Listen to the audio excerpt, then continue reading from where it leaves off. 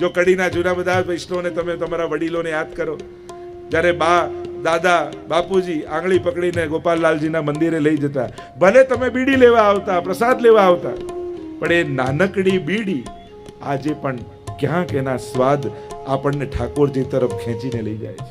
ક્યાંક એ નાનકડી મિશ્રી, એ સમયે આપણે પ્રસાદ મિશ્રી માટે આવતા, પ્રસાદ માટે આવતા, પણ ખાધેલો પ્રસાદ ક્યારે નકામો નથી જતો, એનો ઓડકાર મોટા થઈને આવતો હોય છે. ક્યાંક તો એ પુકારતું હોય છે. અને મધુર સંસ્મરણો જે વડીલો સાથે તમારા છે, એ સંસ્મરણો એ તમને વૈષ્ણવ બનાવીને રાખ્યા છે. તમે કોઈ પાઠશાળામાં નતા ગયા, તમને કોઈ ભણાવવા નતું આવ્યું, તમને કોઈ સમજાવવા નતું આવ્યું, છતાંય તમે વૈષ્ણવ કેમ છો? અત્યારે જે 50 થી 70 વર્ષના છે, યા 40 થી 60 વર્ષના છે, તમે વૈષ્ણવ કેમ છો? તમને કોઈ ભણાવવા આવેલું ના, પણ તમે તમારા વડીલોના સંસ્કારોને જોઈને વૈષ્ણવ છો. તમારી એ મધુર સ્મૃતિઓ છે, તો શું એ મધુર સ્મૃતિઓ તમારા બાળકોને નહીં આપવાની? એ મોટા થઈને તમારા માટે શું યાદ કરશે?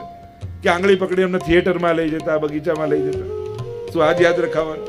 લઈ જાવ એનો વાંધો નથી, પણ દાદા જ્યારે પણ જન્મદિવસ આવે ને, અમને હવેલીએ લઈ જાય, અમને વૈષ્ણવને પ્રસાદ વંટાવે. આ મધુર સ્મૃતિઓ એમને અંકિત કરો, જે મોટા થઈને એમના માટે જીવનની પ્રેરણા બનવાની છે. અહીંયા મહામના બન્યા છે. કોને ત્યાં પ્રભુ આવે? યશો દદાતી હતી યશોદા. કર્યું બધું જ પોતે હોય, પણ યશ બીજાને વાટી દે, એ જ યશોદા છે. બહુ અઘરું છે. આપણે કર્યું હોય અને કોઈ માઇકમાં બીજાનું નામ બોલે, બેઠા બેઠા ત્યાં જ આપણે હલી જઈએ. આણે તો કાંઈ નતું કર્યું. ઘણા લોકો કે તું તારે કર ને, હું બેઠો છું ને. પછી ખબર પડે કે આ તો બેઠો જ રહ્યો, અને એણે કહ્યું તું બેઠો છું, એટલે ઘણા એવા બેઠા જ રહેવાના. યશ આપે વૈષ્ણવના તો મુખમાં હંમેશા ઠાકોરજીની કૃપાથી થયો, પ્રભુએ કરાવડાવ્યો. અમે ક્યાં કરવાના? ઠાકોરજી કરાવડાવે છે. જે પોતાના જીવનની બધી સફળતાનો યશ ઠાકોરજીને આપે ને, એ જ યશોદા બની શકે. અને પ્રભુ એના જ ઘરે આવે છે. એટલે વસ્તુ આપો, સમજાય, પણ કરેલા કર્મનો યશ બીજાને વાટી દેવો એ બહુ મોટી વાત છે. એ બહુ મોટું દાન છે. મોટા મોટા મહાપુરુષો પણ નથી કરી શકતા. અને એ કોઈને આપવું. વૈષ્ણવ હંમેશા બીજાને આપે. ભગવતી વૈષ્ણવ, આ તો બધાનો સાથ હતો અને બધા જોડે હતા અને બધા આમ એટલે થયું, બાકી એમાં આપણાથી ક્યાં, એમ કરીને દીનતાપૂર્વકના વચનો બોલવા આ વૈષ્ણવનો વિવેક છે. અહીંયા આનંદ મહોત્સવ ચારે બાજુ ચાલી રહ્યો છે, આનંદ કિલ્લોલ થઈ રહ્યો છે, દહીં દૂધ ઉડાડી રહ્યા છે. આનંદ મહોત્સવનું તો વર્ણન બહુ વિસ્તારથી છે. આપણે તો 3 દિવસમાં કૃષ્ણ ચરિત્ર જોવાનું છે, એટલે નંદ મહોત્સવનો આનંદ લીધો છે. ઠાકોરજીના બધા ઉત્સવો છે, પણ આ એક ઉત્સવ છે ને, નંદ બાબાના નામનો છે. બાકી તમને આપણા પુષ્ટિમાર્ગીય સેવા ક્રમમાં બીજે ક્યાંય નંદ બાબા નંદ મહોત્સવ સિવાય જોવા નહીં મળે.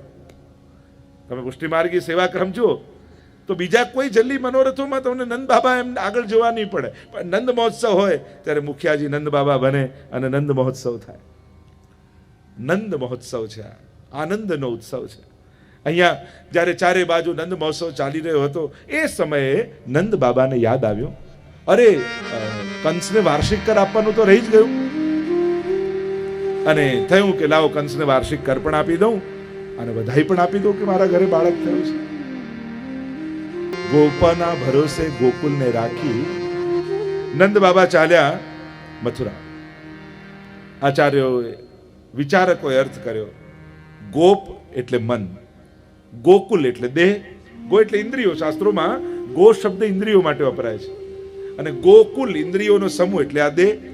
અને જ્યારે પણ આ દેહને, આ જીવનને ગોપ રૂપી મનના ભરોસે મૂકીને જાઓ છો ને, ત્યારે એમાં કાંઈક ને કાંઈક ઉત્પાદ થાય છે. આ જીવનને કેવલ મનના ભરોસે ન મૂકો. મનનો શું ભરોસો? અહીંયા બેઠા બેઠા આપણને વ્રજ લઈ જાય, વ્રજમાં જઈએ તો સારું, વ્રજમાં જઈએ તો સારું, અને જ્યાં વ્રજમાં જઈએ પોતે પાછું ઘરે આવી જાય. આ મન તો ચંચલમ હિ મન કૃષ્ણ પ્રમાથી બલવદ્રઢમ તસ્યાહમ નિગ્રહમ મન્યે વાયુ રીવ દુષ્કરમ. પ્રભુ, આ તો કેટલું ચંચળ છે. આ મનને પકડવું બહુ અઘરું છે. અને ચંચળતા એ જ મનનો સ્વભાવ છે. ચંચળતા ખરાબ વસ્તુ નથી.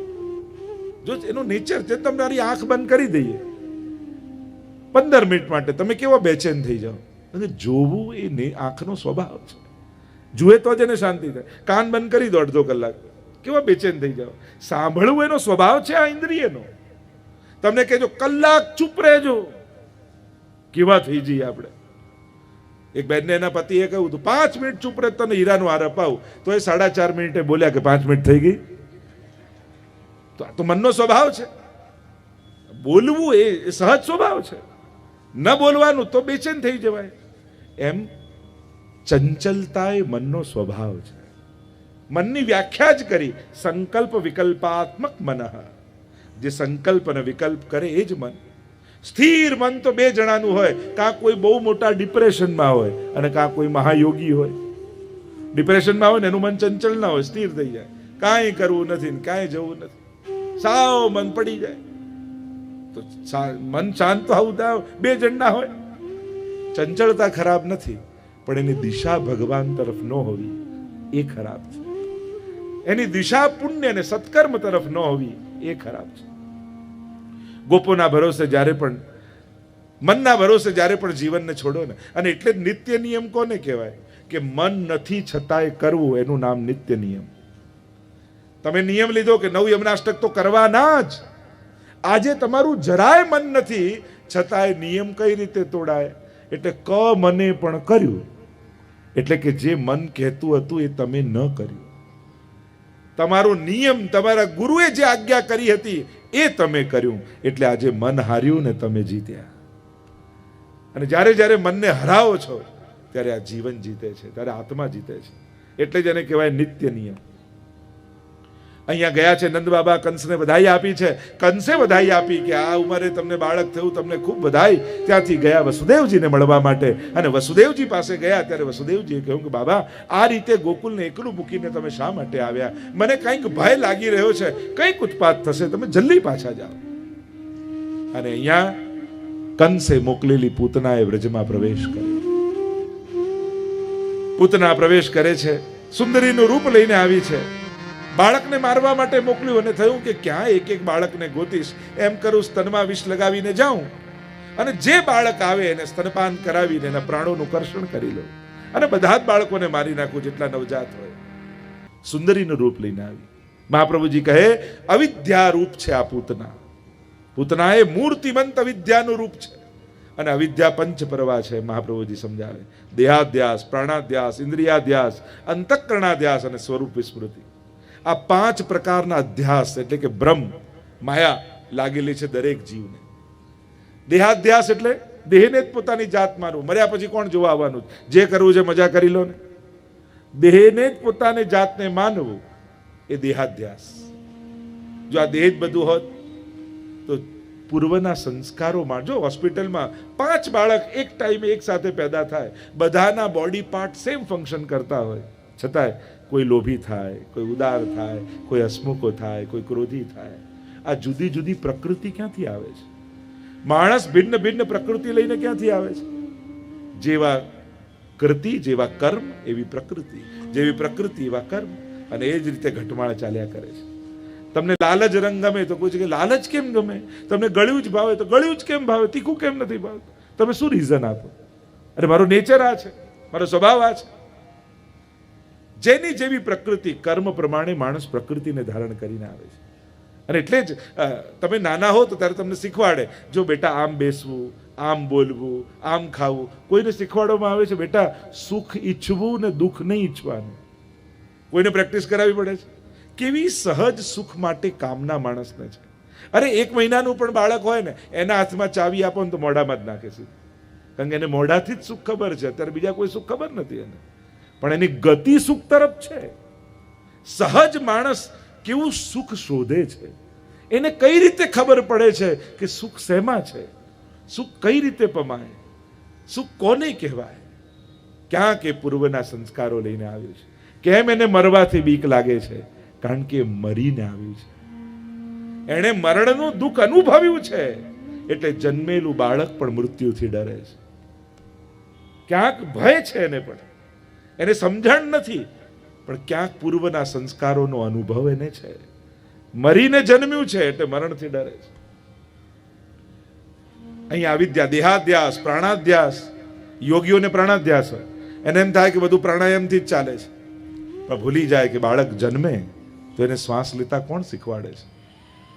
કોઈ આપણે પ્રેક્ટિસ કરાવીએ છીએ કે બેટા આમ શ્વાસ અંદર લે, પછી હવે બહાર કાઢ, હવે અંદર લે, હવે બહાર, બસ આવું કર્યા કર. આ રીતે પ્રેક્ટિસ કરાવવી પડે છે. શ્વાસ લેતા નથી આપણે, શ્વાસ તો ચાલી રહ્યું છે. અને એટલે જ તો થાક નથી લાગતો. તમને કોઈ 10 પ્રાણાયામ કરવાનું કે તો થાકી જાઓ, પણ જન્મ્યા ત્યારથી શ્વાસ લો છો, ક્યારે થાક લાગ્યો? કે હવે 60 વર્ષ થયા શ્વાસ લેતા લેતા, લાવ ને કલાક આરામ કરી લો, તો કાયમનો આરામ થઈ જાય કે નહીં? તમને કોઈ 10 મિનિટ આને જુઓ તો થાકી જાઓ, પણ જન્મ્યા ત્યારથી જુઓ છો, થાક નથી લાગતો. તમે જોતા નથી, તમને દેખાઈ રહ્યું છે. તમને કોઈ 3 કલાક કથા સાંભળવાની છે, થાકી જાઓ, પણ જન્મ્યા ત્યારથી સંભળાય છે, થાક લાગે? આ તો થઈ રહ્યું છે. એટલે જ કહીને બધું ઈશ્વર કરાવે. તો લોકો એમ કે તો પાપ કરીએ તો પાપ ભગવાન ના કરાવે? ના, બધું ઈશ્વર કરાવે. એટલે કારમાં એન્જિનની જેમ ભગવાન છે, પણ સ્ટેરિંગ તો આપણા જ હાથમાં ભગવાન આપે છે. કર્મણ્ય વાધિકારસ્તે મા ફલેશુ કદાચન. કર્મમાં તું સ્વતંત્ર છું. જો જોવાની શક્તિ ભગવાનની, પણ શું જોવું એના માટે આપણને સ્વતંત્રતા ભગવાન આપે છે. અને જેવું જુઓ એવું ફળ, એમાં પાછા પરાધીન. સાંભળવાની શક્તિ ભગવાનની, પણ શું સાંભળવું એ આપણે નક્કી કરવાનું છે. ચાલવાની શક્તિ ભગવાનની, પણ ચાલીને ક્યાં જવું એ આપણે સ્વતંત્રતા છે. ભગવાને આપણા ઉપર મૂક્યું છે કે ચાલીને તું જ્યાં જાય એવું તારું ફળ. તો આમ 5 પ્રકારના ધ્યાસ: દેહાધ્યાસ, પ્રાણાધ્યાસ, ઇન્દ્રિયાધ્યાસ, અંતઃકરણાધ્યાસ અને સ્વરૂપ વિસ્મૃતિ. પોતાના સ્વરૂપનું અજ્ઞાન આ પણ બહુ જ મોટું અજ્ઞાન છે. હું કોણ છું એ નહીં જાણીએ તો મારે શું કરવું જોઈએ એનું ભાન ક્યારેય નહીં થાય. જ્યારે આપણને એક વૈષ્ણવ તરીકેનો આપણો પરિચય થાય, જેમ માણસ ગુજરી જાય, તમે દુનિયામાં નહીં હો ત્યારે લોકો તમને કઈ બાબતે યાદ કરે? તમે શું ઈચ્છો છો? એક વેપારી તરીકે, એક સંબંધી તરીકે, કે એક વૈષ્ણવ તરીકે? જીવનનું સાફલ્યતા શેમાં છે? લૌકિક રીતે યાદ કરશે તો એ કદાચ સફળતા કહેવાશે, પણ વૈષ્ણવ તરીકે યાદ કરશે તો એ સાર્થકતા કહેવાશે. સફળ કરવા કરતા જીવનને સાર્થક કરવું સારું. જ્યારે પણ વૈષ્ણવતાની વાત નીકળે તો આજે આપણે આપણા વડીલોને કેવા યાદ કરીએ? અમારા બા આમ હતા, અમારા દાદા આમ હતા, અમારા બાપુજી આમ હતા. આજે આપણે યાદ કરીએ છીએ જ્યારે પણ વૈષ્ણવતાની વાત નીકળે. એમ તમારા બાળકો તમને કઈ બાબતે યાદ કરશે એનો વિચાર કરજો ક્યારેક. શું આપણા જીવનમાં કોઈ એવી વાત ખરી કે આપણે આપણા જીવનનું એક્ઝામ્પલ આપી અને બાળકને ટોકી શકીએ? જો બેટા હું આમ કરું છું અને આ રીતે રહું છું, તું આમ કરે તો સારું. જ્યારે બાળકોને આપણે આપણા એક્ઝામ્પલ આપીએ ને એની વધારે અસર થાય છે. એમને ભાગવત કે રામાયણના એક્ઝામ્પલ કરતા પપ્પા અને મમ્મીના એક્ઝામ્પલ વધારે અસરકારક હોય છે. અને એટલા માટે ઉપદેશક બનવા કરતા પ્રેરક બનવું પરિવાર માટે. ઇન્સ્પાયર કરવા. આપણે બધા એમને ઉપદેશ આપીએ છીએ, પણ ઇન્સ્પિરેશન નથી આપી શકતા. કારણ કે ઇન્સ્પાયર કરવા માટે પોતે જીવવું પડતું હોય છે, અને ઉપદેશ આપવા માટે ખાલી વાણીનો ઉપયોગ કરવો પડતો હોય છે. અને એટલા માટે ઇન્સ્પિરેશન કરો, ઇન્સ્પાયર કરો, બધાને ઇન્સ્પિરેશન બનો, પ્રયાસ કરો. જીવન દુર્લભ છે, અને આ જીવન એવું પ્રેરણામય બનીને જાય કે આપણને જોઈને આવતી પેઢી પણ જોડાય. કારણ કે લોકોને, બાળકોને હવે તમારી જૂની કથાઓમાં રસ નથી. ઘણી વાર છોકરાઓને સમજાવવા માટે, અરે હું શહેરમાં આવ્યો, 100 રૂપિયા ખિસ્સામાં હતા, પેલા દીકરો કે પપ્પા તમે આ 100 વાર કહી દીધું છે, અમે તો આમ મહેનત કરી ને આમ સ્ટ્રગલ કરી. હવે આ બધા સ્ટોરીઓમાં તમારા બાળકોને કોઈ ઇન્ટરેસ્ટ નથી. ઉલટાના બાળકો એમ કે તમારા હાર્ડ લક હતા એમાં હું શું કરું, મારા સારા નસીબ છે તો મને મજા કરવા દો. એટલે હવે જૂની સ્ટોરીઓ કોઈ એમને અસર કરતી નથી. એટલે હવે તમે જીવીને જે ઇન્સ્પાયર કરી શકો, તમારું વર્તમાન અને એમનું ભવિષ્ય, આ બંને કઈ રીતે તમે ઉજળું બનાવી શકો એના માટેના પ્રયાસ કરવા જોઈએ. કારણ કે હવે કેવલ જૂના સમયમાં આવ્યું હતું, જે શીખવાડો ચલો ને હેરાન થાય તો શીખશે, હેરાન એમ કરીને પરાણે હેરાન કરતા. હવે હેરાન થઈને કંઈ શીખવાની જરૂર નથી. હવે તો વ્યવસ્થાઓ આપીને શીખવાડો, સુવિધાઓ આપીને શીખવાડો. આપણા મંદિરો, આપણી હવેલીઓ એવા થવા જોઈએ કે જ્યાં યુવાનોને, બાળકોને જવું ગમે. જો અડતો નહીં હો, જો આવતો નહીં હો, જતો નહીં, આમ કરે દૂર જા દૂર જા દૂર જા, એટલું કર્યું આપણે કે એવા દૂર બાળકો ગયા કે હવે આવતા જ નથી. પેલો કે હવે પાછા ફરિયાદ કરવા, કોઈ બાળક આવતું નથી, હવે તે જ દૂર કર્યા છે, ક્યાંથી આવે? વાતાવરણ આપણું એવું બનાવો કે જેથી લોકો ઠાકોરજી પાસે આવતા થાય, ગુરુજનો પાસે બેસતા થાય, વાત કરતા થાય, દિલ ખોલીને વાત કરે. એવું એક ખાઈ આપણે કરી દીધી છે આપણા વૈષ્ણવો અને ગુરુજનોની વચ્ચે કે સંવાદ તૂટી જાય છે. પણ જ્યારે હવે ઘેર ઘેર સુધી પહોંચવાનું થાય ત્યારે લાખો લોકો હવે જોડાઈ રહ્યા છે. સમય બદલાયો છે, સંજોગો બદલાયા છે. હવે અવસર છે તમારા ઘરમાં વૈષ્ણવ ધર્મ જીવતો રહે એના માટે તમારા શું પ્રયાસ છે? તમારા માથે બિરાજતા ઠાકોરજી તમારા ગયા પછી પણ તમારા ઘરે રહે એના માટે તમે શું કરી રહ્યા છો? તમે કઈ તૈયારી કરો છો? બિલકતના તો ભાગલા પાડી જાવ, આને આપીશું, આને આપીશું, આપીશું, પણ ઠાકોરજી ક્યાં પધરાવીશું એની તો શંકા આપણને રહે છે. વિચાર કરો. તો આ બધા ચિંતનના વિષયો છે. આપણે તો કૃષ્ણ ચરિત્રનું અવલોકન કરવાનું છે. પૂતના આવી અવિદ્યાનું રૂપ છે, સુંદરીનું રૂપ લઈને આવી. જો આ કલયુગમાં છે ને, છેતરનારાઓ અપશબ્દો બોલતા બોલતા નહીં આવે, શ્લોકો બોલતા બોલતા જ આવશે. એટલે કલયુગમાં પાખંડ પ્રચુરે લોકે કૃષ્ણેવ ગતિર્મમ. લોકો આમ મોટા મોટા ફોટાઓ, મોટા મોટા ભીડ ને મોટા મોટા પ્રદર્શન એમ કરી કરી તમને ઇમ્પ્રેસ કરવાની કોશિશ કરશે. અને જે ગુરુ તમને ઇન્સ્પાયર નહીં પણ ઇમ્પ્રેસ કરવાની કોશિશ કરે ને, એનાથી ચેતી જજો. પ્રભાવિત કરવાની કોશિશ ન કરો, પ્રેરિત કરવાની કોશિશ કરવી જોઈએ. એના જીવનમાં કેમ કરીને ભગવાન પ્રવેશ કરે એનો પ્રયાસ કરવો જોઈએ. ભગવાનને ભૂલીને મારું નામ જપવાની કોશિશ કરે, આ તો ગુરુના જીવનની વિફલતા છે.